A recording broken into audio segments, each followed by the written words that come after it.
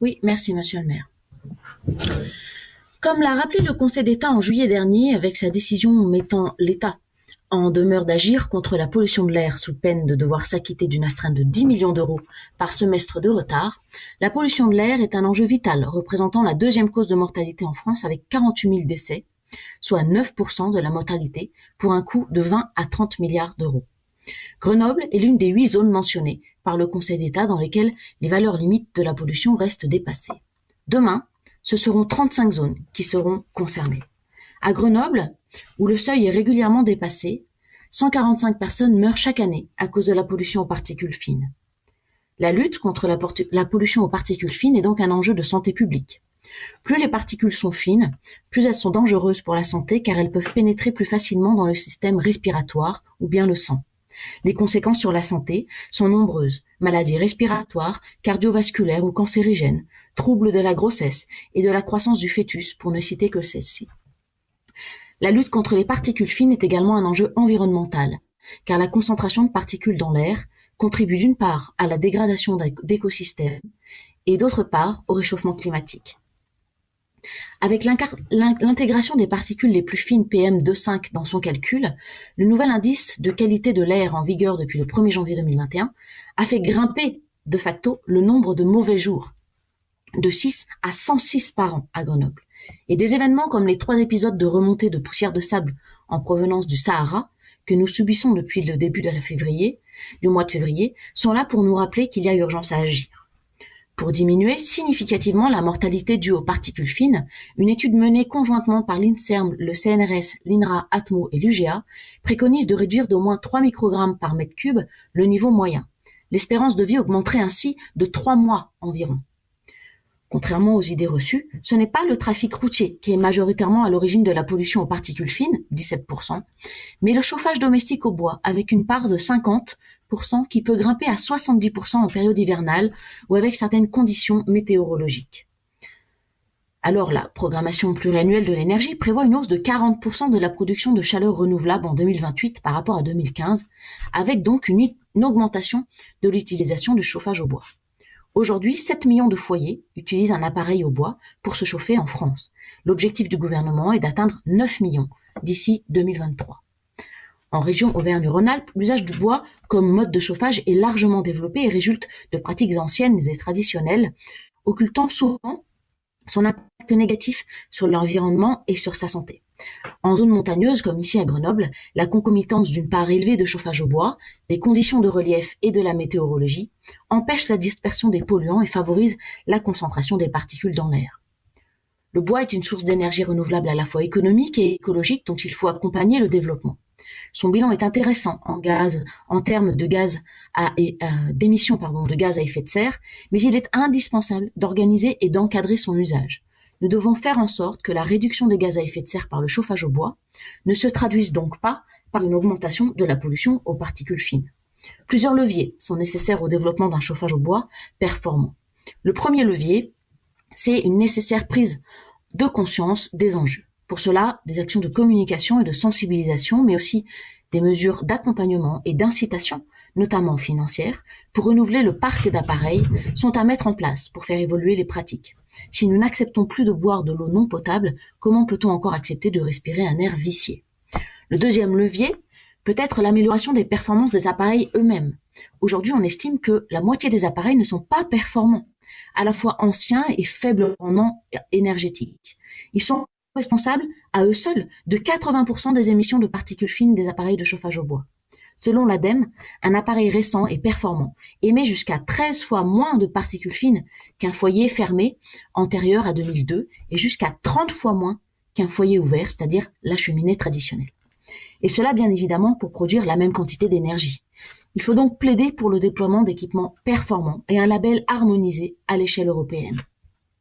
Troisième levier, un renforcement des moyens et des outils existants. Les plans de protection de l'atmosphère, PPA, nous en avons un dans la métropole de Grenoble, et les zones à faible émission, ZFE, que nous avons aussi à Grenoble, sont les deux principaux leviers d'action des territoires pour agir en faveur de l'amélioration de la qualité de l'air. Le PPA a pour objectif d'améliorer la qualité de l'air en s'attaquant à toutes les sources d'émissions et à tous les polluants atmosphériques concernés, alors que les ZFE, elles, ne s'attaquent qu'à la pollution causée par le trafic routier. Mais force est de constater que ces dispositifs ne permettent pas de respecter les seuils fixés, notamment par l'OMS. Le levier le plus performant dans la lutte contre les émissions de particules liées au chauffage au bois réside dans le renouvellement des appareils anciens non performants, comme le recommande la PPE. Il existe de nombreuses aides pour accompagner les ménages. MaPrimeRénov', le fonds Airbois, coup de pouce chauffage, mais cette multiplicité nuit un peu à leur lisibilité. Un guichet unique, par exemple, pourrait permettre de faciliter les démarches et simplifier les procédures d'accompagnement technique et financier. Une augmentation du montant de ces aides inciterait aussi davantage les ménages à renouveler leurs appareils. Troisième axe, un accompagnement de la filière. Avec l'augmentation de l'utilisation pour se chauffer, la structuration de la filière bois-énergie s'avère cruciale, d'autant que la qualité du bois est un facteur déterminant en termes d'émissions de polluants lors de sa combustion. Les ramoneurs et les chauffagistes seront les acteurs majeurs, notamment dans le déploiement des dispositifs de contrôle et d'accompagnement. Enfin, des moyens de contrôle sont nécessaires. Une réflexion doit effectivement être, je crois, engagée sur les pouvoirs de police des maires et des présidents d'établissements publics de coopération intercommunale, la métropole pour chez nous, qui auront un rôle important à jouer en matière de contrôle de nouvelles mesures réglementant le chauffage au bois domestique. Les moyens d'action du préfet doivent eux aussi être renforcés pour les PPA. Notre groupe propose donc au conseil municipal qu'un vœu soit adressé à la représentation nationale, oui, tel que formulé et développé dans mon avant-propos.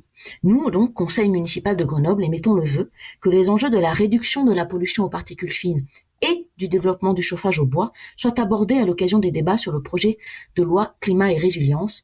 Sachez en effet que la Convention citoyenne pour le climat n'a à aucun moment abordé, hélas, la question des particules fines, comme trop souvent, c'est un sujet qui est mal connu, peu connu, alors que c'est un enjeu crucial pour notre santé publique, pour chacun d'entre nous, et que les moyens sont à portée de décision. Merci. Monsieur le maire, s'il vous plaît. Oui. Je crois qu'il n'y a pas eu de questions posées sur votre... Comment ? Il n'y a pas eu de questions particulières, donc on peut passer au vote et aux explications de vote. Faire des remarques, non ? Sur l'intervention qui vient d'être faite ? Oui, mais je vous invite, on a encore 3 vœux derrière, donc je vous invite à faire bref. C'est aussi de défendre un petit peu le travail que l'on a fait, qui m'a pris du temps, et je crois que je suis légitime à pouvoir quand même défendre cet objet, pour dire que je suis quand même consternée des arguments pour ne pas voter ce vœu de la majorité. Dire que ce vœu soit étriqué et concentré sur la question du chauffage au bois, oui, c'est tout, c'est même le titre du vœu, le chauffage au bois. Donc je vous parle pas du trafic routier, je ne vous parle pas d'autres choses, je vous parle du chauffage au bois. Et vous êtes en train d'argumenter pour absolument pas avoir à voter quoi que ce soit qui viendrait pas de votre majorité sur un soi-disant plan que j'ai hâte de voir sur la qualité de l'air. Enfin, vous êtes délirant. Les propos de ce vœu sont un fait, sont factuels. Les sujets que je porte, et notamment quand vous dites oui, vous n'indiquez pas l'interdiction de la vente d'équipements, mais monsieur, il n'est pas inscrit noir sur blanc dans le texte parce que le vœu s'adresse au fait de dire qu'il faut considérer l'enjeu du chauffage au bois concernant les particules fines, les transports, dans le cadre du projet de loi climat et résilience, en s'adressant à la représentation nationale. Mais monsieur, le transport, en l'occurrence, on y consacre tout un chapitre dans cette fameuse loi, y compris dans l'appui et le développement des ZFE pour les véhicules particuliers. Donc en fait, vous n'avez rien compris au vœu. C'est-à-dire que à partir du texte PGL, du projet de loi climat résilience, je viens vous proposer de soutenir un nouveau sujet dans le texte, pas de répéter ce qui y est déjà. Les ZFE, voitures particulières, ils sont déjà. La question du trafic routier et la régulation y est déjà. Peut-être insuffisamment à votre goût, mais pas la question, en l'occurrence, du chauffage au bois. Je le mets là et vous me dites que mon vœu est étriqué. Franchement, c'est hyper alambiqué pour juste pas voter un vœu qui devrait être une évidence. Et quand vous dites que c'est déjà géré localement, je vous rappelle qu'effectivement, il est géré par la métropole, pas du tout par la ville de Grenoble, qui n'en dit pas un mot dans ce rapport développement durable, j'ai fait leur remarque tout à l'heure, et que ce vœu sera présenté aussi à la métropole en valorisant les actions de la métropole. Mais pardonnez-moi, je ne pouvais pas valoriser les actions de la ville puisqu'elle n'en a pas sur la question des particules. Franchement, je suis consternée que même ce vœu vous n'osiez pas le voter alors qu'il ne vous engage à rien, c'est un vœu, et qui porte simplement la question du chauffage au bois dans un texte de loi qui mérite d'aller beaucoup plus loin. Je suis outrée.